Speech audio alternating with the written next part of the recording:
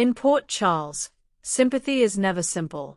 It's a currency, a weapon, a mask people wear when the truth is too ugly to show. And no one understands that better than Nina Reeves. 4 weeks now, Willow has been wrapped in a soft glow of compassion from almost everyone around her. The fragile new mother, the grieving wife, the gentle, wounded soul who has endured too much loss and too many betrayals. To the outside world, she looks like someone who deserves nothing but protection and patience. But Nina sees something else entirely. She sees the flicker behind Willow's eyes when no one is watching. She hears the hesitation in her voice when she speaks about forgiveness. She feels the tension in the air whenever Willow and Michael share a room. And deep in her bones, Nina knows there is danger lurking beneath that sympathy. Nina has made a lifetime of mistakes, but one thing she has never lacked is instinct. It's the same instinct that once told her her daughters were alive. The same instinct that warned her about lies long before they were exposed. The same instinct that now whispers that Willow is not as harmless as she appears. To everyone else, Willow is a victim of circumstance, manipulated, overwhelmed, constantly caught in the crossfire of the Corinthus-Quatermain Wars. To Nina, Willow is something far more complicated.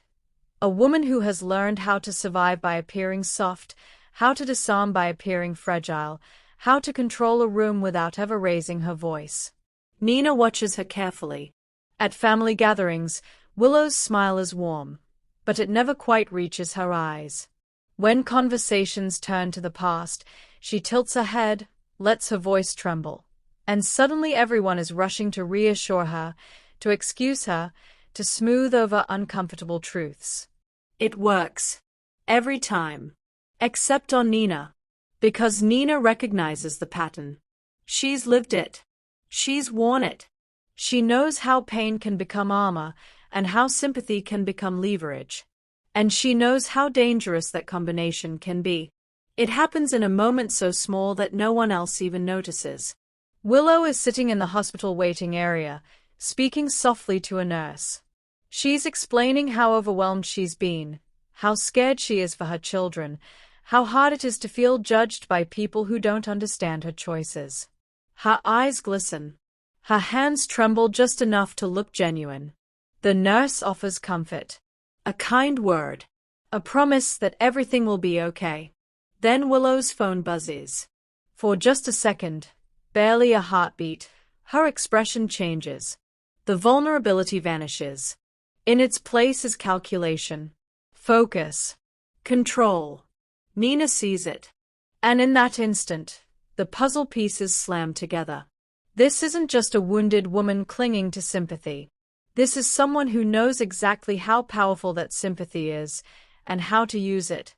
In Port Charles, power doesn't always come from money or muscle.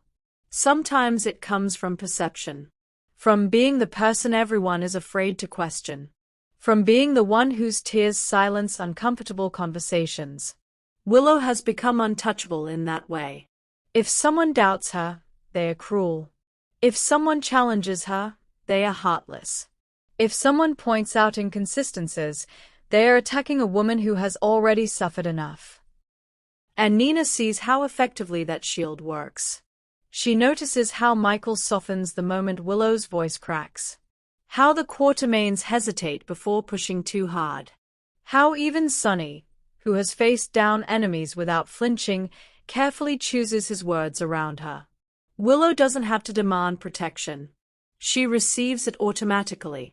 And that, Nina realizes, is exactly what makes her dangerous.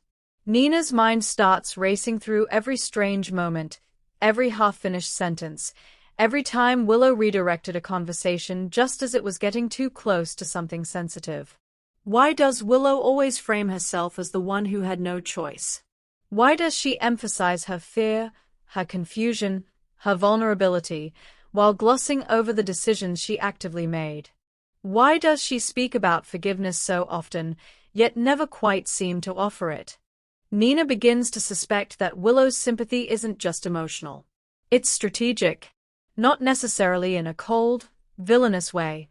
Not in a mustache-twirling, soap opera mastermind sense. But in a deeply human, deeply unsettling way. Willow has learned that being seen as fragile keeps her safe. And safe people can hide a lot. The more Nina watches, the clearer it becomes that Willow's presence subtly shapes the emotional climate of every room she enters. When Willow is upset, everyone else becomes cautious. When Willow is uncertain, everyone else slows down.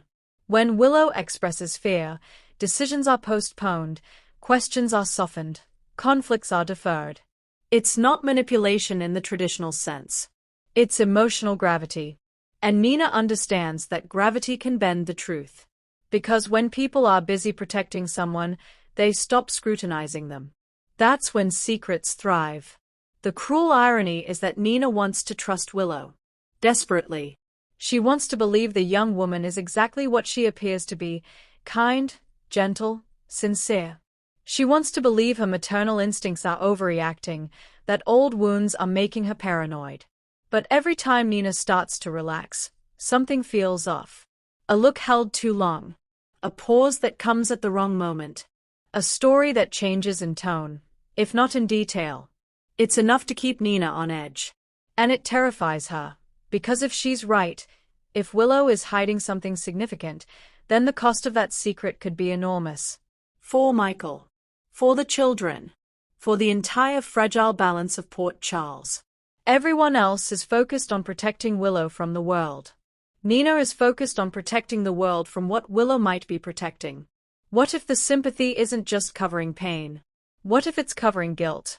What if it's covering knowledge that could shatter lives if it ever came out? Nina doesn't know the answers yet.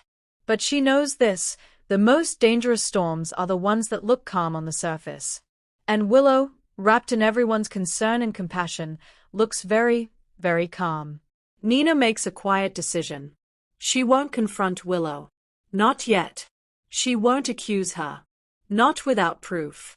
She won't tear down the sympathy that surrounds her, because doing so without evidence would only make Nina look cruel, unhinged, vindictive. Instead, Nina will watch. She will listen. She will remember. She will connect the dots others are too emotionally invested to see. Because if there is something dark lurking beneath Willow's gentle exterior, some truth that could hurt the people Nina loves, then Nina will find it. Not out of spite. Not out of rivalry.